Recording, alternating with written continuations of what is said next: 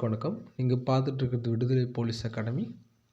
நீங்கள் இந்த வீடியோவில் என்ன பார்க்க போகிறோம்னா, போலீஸ் எக்ஸாம் படிக்கக்கூடிய மாணவ மாணவிகள் சமூக அறிவியலில் என்னென்ன இம்பார்ட்டன்ட் பாடம் படிக்கணுங்கிறத நம்ம வீடியோ போட்டுக்கிட்டுருக்கோம்.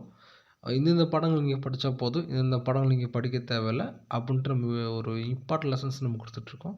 அதே மாதிரி already 6th to 10th video upload பண்ணிட்டோம். இன்றைக்கி நம்ம என்ன பார்க்க போகிறோம்னா 9th 10th நம்ம பார்க்க போகிறோம். ரெண்டுமே பார்க்க போகிறோம்.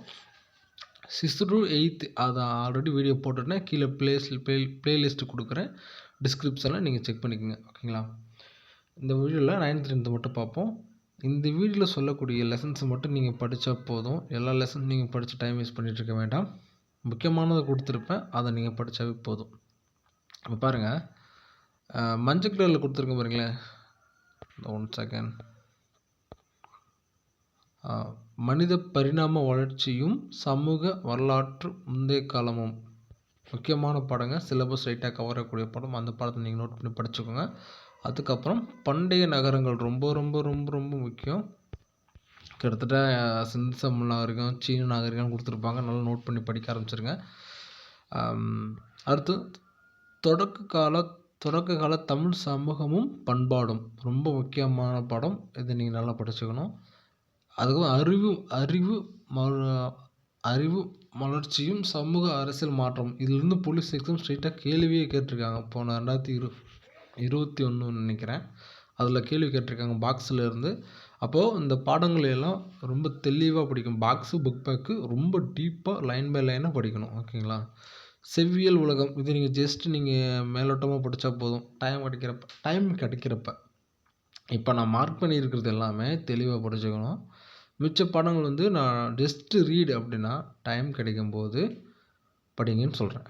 புக் பேக்கு உங்களுக்கு தெரியுமா, சும்மா மேலோட்டமாக போகிற போக்கில் படித்தாவே போதும். அவ்வளோதான், பெருசாக ஒன்றும் இல்லை. அது அந்த மேலோட்டமாக படித்தாவே இம்பார்ட்டன்ட் கிடைக்கும், மேலோட்டமாக படித்தாவே போதும். அதுக்கப்புறம் இடைக்காலம், இந்த சோழர்கள், பாண்டியர்கள், டெல்லி சுல்தான்களை பற்றி கொடுத்துருப்பாங்க. இதை நீங்கள் நல்லா படிச்சுக்கணும். இடைக்கால இந்தியாவின் அரசு இது ஆக்சுவலி இதெல்லாம் அந்த டெல்லி சுல்தான்கள், சோழர்கள் இதை பற்றி கொடுப்பாங்க.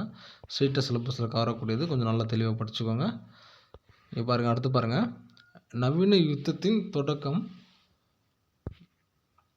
புரட்சியின் காலம், தொழில் புரட்சி, ஆசியா ஆப்பிரிக்கா நாடுகள் காலனித்துவம். இதுக்கு எப்படின்னா நீங்கள் ரீட் பண்ணால் போதுங்க.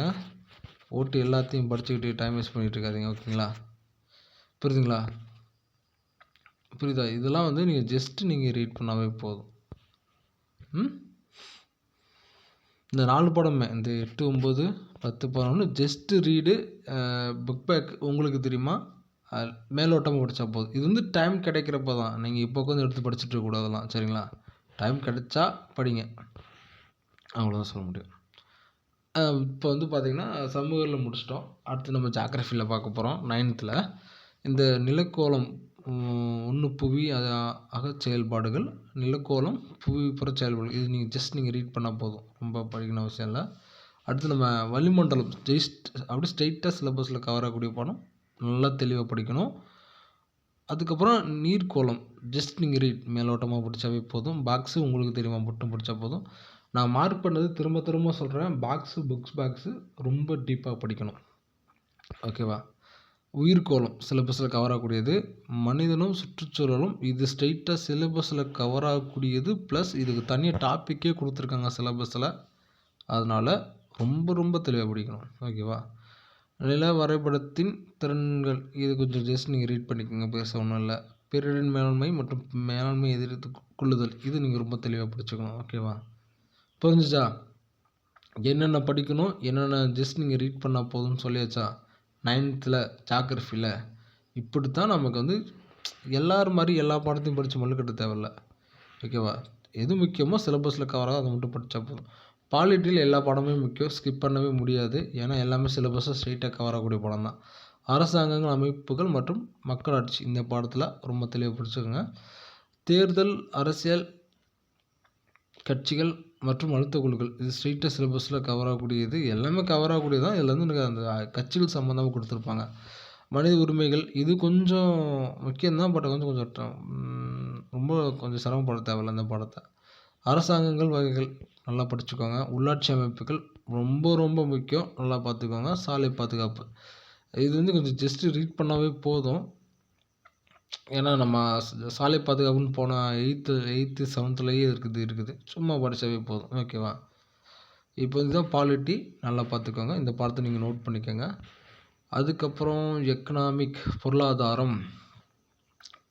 இப்போ பார்த்தீங்கன்னா, மேம்பாட்டை அறிவோம், தொலைநோக்கு, அளவீடு மற்றும் நிலைத்தன்மை. இந்த இதை வந்து நீங்கள் ஜஸ்ட் ரீட் பண்ணிக்கோங்க. Book bag, box.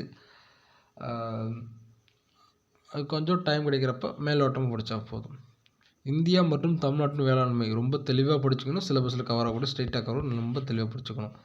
பணம் மற்றும் கடன் புக் பேக்கு உங்களுக்கு தெரியுமா, மேலோட்டமாக படித்தா போதும். தமிழகத்தின் வேளாண்மை இது சிலபஸில் கவர் ஆகக்கூடியது, நல்லா படிச்சுக்கோங்க. இடம்பெயர்தல் சிலபஸில் ஸ்ட்ரெயிட்டாக கவர் ஆகக்கூடியது, படிச்சுக்கோங்க. ஓகேவா?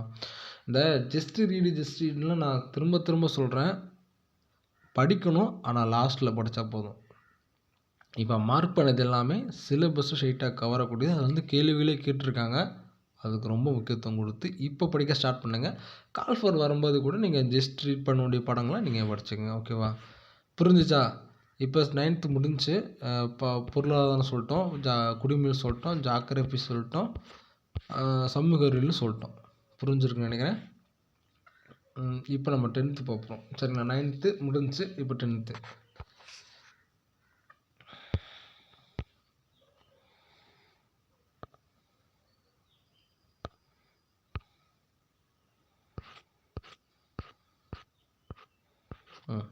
இப்போ பாருங்க.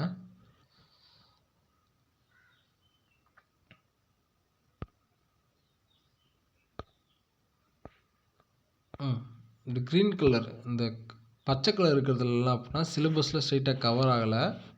பட் இதை ஜஸ்ட் ரீட் பண்ணிக்கிங்கன்னு சொல்கிறதுக்காக தான் நான் போட்டிருக்கேன். இந்த முதல் உலகப் போரின் வெடிப்பு, அதன் பின் விளைவுகளும், 2ஆம் உலகப் போரின் இடையிலுள்ள உலகம், 2ஆம் உலகப் போர், 2ஆம் உலகப் போருக்கு பிந்தைய உலகம். இது வந்து எப்படின்னா, நீங்கள் சும்மா எப்படி சொல்கிறது, டைம் கிடைக்கும்போது இதுக்கு நீங்கள் படித்தா போதும். Just read. அதில் என்னென்ன படம் படிக்கிறது, அதில் என்னென்ன பார்த்தீங்கன்னா, அந்த முக்கியமாக இம்பார்ட்டன்ட் பாயிண்ட்ஸு, அப்புறம் பாக்ஸு, புக் பேக்கு.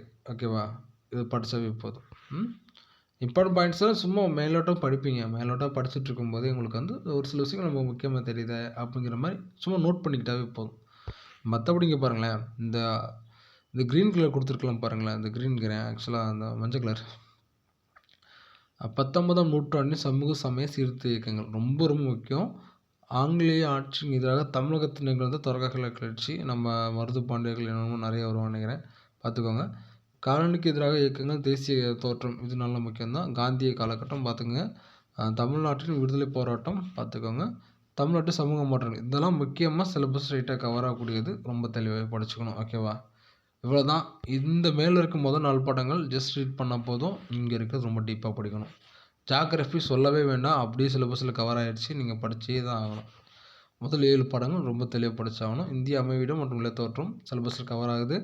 இந்திய காலனியம் மற்றும் இயற்கை தாவரங்கள். இதில் வந்து நம்ம இந்த மார்க் பண்ணது எல்லாமே என்னென்னா, திரும்ப திரும்ப சொல்கிற ரொம்ப முக்கியம். ரொம்ப டீப்பாக படிக்கணும். பாக்ஸு, புக் பேக்கு ரொம்ப டீப்பாக தெளிவாக லைன் பை லைனாக படிக்கணும். இதுதான். இது நோட் பண்ணியிருப்பீங்கன்னு நினைக்கிறேன். முதல்ல 7 படம் தெளிவாக பார்த்துக்கோங்க.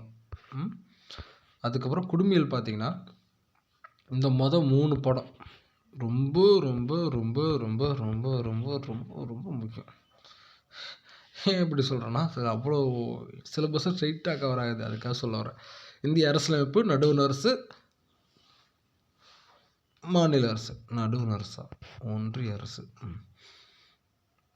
இந்த படத்தை 3 படத்தை நம்ம தெளிவாக பார்த்துக்கோங்க. இந்த இந்தியாவின் வெளியுறவு கொள்கை, இந்திய சர்வதேச உறவுகள், நீங்கள் அதில் புக் பேக்கு, பாக்ஸு டைம் கிடைக்கும்போது மேலோட்டமாக படிச்சுக்கோங்க. ஓகேவா? பொருளாதாரத்தை பார்த்திங்கன்னா, மொத்த உள்நாட்டு உற்பத்தி, அதன் வளர்ச்சி, ஒரு அறிமுகம், இது நீங்கள் ஜஸ்ட்டு ரீட் பண்ணால் போதும். ஆனால் என்னென்னா பார்த்துக்கோங்க, இது வந்து இந்த மற்றது இதெல்லாம் பார்த்துக்கோங்க. உலகமயமாதல் மற்றும் வர்த்தகம் ஜஸ்ட் ரீட் பண்ணிக்கோங்க. உணவு பாதுகாப்பு மற்றும் ஊட்டச்சத்து, அப்புறம் அரசாங்கமும் வரிகளும், தமிழ்நாட்டு தொழில்துறை, இந்த 3 படம் ஸ்ட்ரைட்டாக சிலபஸில் கவர் ஆகுது. ரொம்ப ரொம்ப தெளிவாக பார்த்துக்கோங்க. இது சிலபஸில் கவர் ஆகுதான்.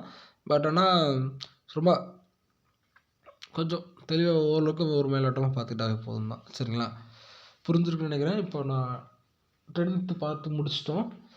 இப்போ நான் 6th to 10th வரைக்கும் நான் வீடியோவே அப்லோட் பண்ணியாச்சு. இன்னையோட நம்ம சமூகங்களுக்கான மிக இம்பார்ட்டன்ட் லெசன்ஸ் போர்ஷன் வீடியோஸ் முடிஞ்சுச்சு. ப்ளேலிஸ்ட்லேயும் கொடுத்துருக்கேன். இந்த வீடியோ ஃபுல்லாக இந்த அப்லோட் பண்ண வீடியோலாம் பார்த்துட்டு படிக்க ஸ்டார்ட் பண்ணிடுங்க. அடுத்து நம்ம சயின்ஸ் மட்டும் அப்லோட் பண்ண வேண்டியிருக்கு. சயின்ஸ் மட்டும் அப்லோட் பண்ணிட்டா முடிஞ்சுச்சு. போலீஸ் எக்ஸாமுக்கு என்னென்ன பாடம் படிக்கணுங்கிற வீடியோவே முடிச்சு நான் 2-3 நாளில் சயின்ஸுக்கு அப்லோட் பண்ணிடுறேன். ஓகேவா? புரிஞ்சுருக்குன்னு நினைக்கிறேன். எல்லாருமே படிக்க ஸ்டார்ட் பண்ணுங்கள். நான் உங்களுக்கு எதாவது டவுட் இது சம்மந்தமாக டவுட் எதாவது இருக்குது அப்படின்னா கீழே கண்டிப்பாக கமெண்ட் பண்ணுங்கள். கண்டிப்பாக உங்களுக்கு நான் ரிப்ளை பண்ணுறேன். என்ன டவுட்டுன்னு பிஎஸ்சி எக்ஸாம் சம்மந்தமாக எனி டவுட் கண்டிப்பாக நீங்கள் கமெண்ட் பண்ணால் போதும். ஓகேவா? ரிப்ளை பண்ணுறேன். அடுத்த ஒரு நல்ல வீடியோவில் பார்க்கலாம். பாய்.